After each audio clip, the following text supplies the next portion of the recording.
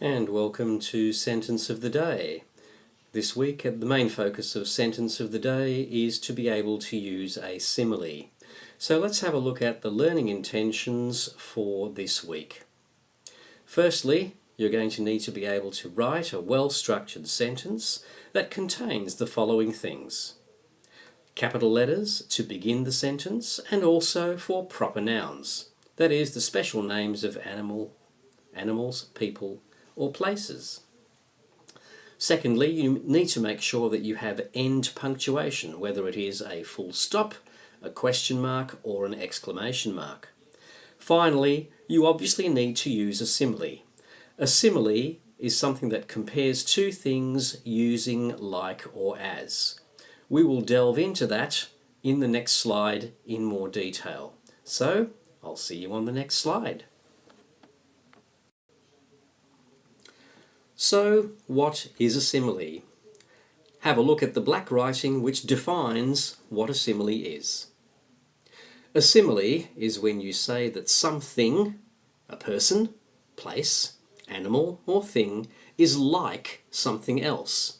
A simile compares two things using like or as. Have a look at the following examples. I'll read the first sentence to you.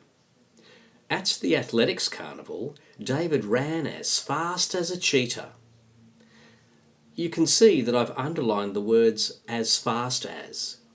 You'll note that the words as, the two words as in that sentence, compare David to the speed of a cheetah. So that is therefore a simile. It compares David's speed with that of a cheetah. Have a look at the second sentence.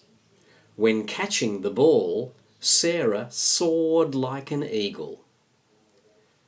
Again, you can see the key word like, and it compares Sarah's ability to jump up into the air to catch the ball, very much like an eagle would soar into the air. So there are two examples of similes. The first one is where David is compared, or David's speed is compared to the speed of a cheetah, and Sarah's jumping to catch the ball is compared to the way an eagle soars. However, each sentence is different in that one uses the word as and the other one uses like. Okay, in the next slide we're going to give you some activities where you need to be able to identify similes in sentences. So I'll see you on the next slide. Okay, there are three sentences on this slide, and your job will be to underline the similes in the following sentences. So you can pause the video now and have a go at underlining the similes that you can see in each sentence. When you have finished pausing and having a go at the activities, I'll come back and we'll mark the work together. Pause the video now.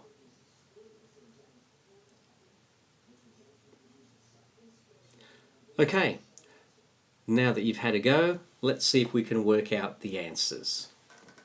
And we'll need a pen to help us.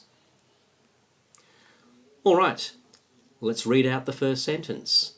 The basketball player was as tall as a giraffe. So, where is the simile? It is here. As tall as. The key words here are as. So, the basketball player is compared to the height of the giraffe. So, there is the simile for question 1. Okay, let's have a look at number 2. I'll read out the sentence to you. The little possum stared down from the tree, its eyes shining like stars. Okay, I wonder if you got the correct simile here. Here it is. Eyes shining like stars. It compares the possum's eyes, or the brightness of the possum's eyes, to stars, and it uses the word like. So eyes shining like stars is the correct answer. How did you go with that one? Let's have a look at the final one. I'll read number 3. When the children returned home from camp, they slept like logs. Okay, here's the simile. Again, you can see the key word like. The children's ability to sleep is being compared to a log. So that is the simile for that particular question. On the next slide, you're going to have a go at writing your own simile in a sentence. See you on the next slide.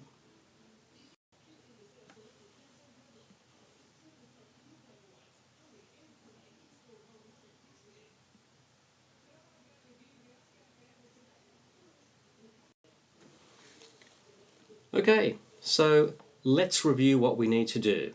Firstly, you're going to need to be able to write a sentence covering the learning intentions. So let's review the learning intentions. Firstly, you're going to need to be able to write a complex sentence, making sure that you start with a capital letter and that you also use capital letters for the special names of people, animals, places, or things. Secondly, you're going to need to have end punctuation, so make sure that your sentence ends with either a full stop, a question mark, or an exclamation mark.